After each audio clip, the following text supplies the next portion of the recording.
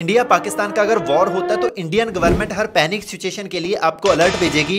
वो अलर्ट आपको मिल जाए इसलिए मोबाइल की ये सेटिंग आप जरूर चेंज कर लेना। अगर आप एंड्रॉइड यूजर हो तो मोबाइल फोन की सेटिंग में जाकर वायरलेस इमरजेंसी अलर्ट वाला ऑप्शन ओपन करना और अलाउ अलर्ट को टर्न ऑन कर देना। एंड अगर आप आईफोन यूजर हो तो आईफोन की सेटिंग में जाकर नोटिफिकेशन में जाओ और यहाँ पर स्क्रॉल डाउन करो, आपको ऑप्शन दिखेगा गवर्नमेंट अलर्ट, इसको टर्न ऑन कर लो।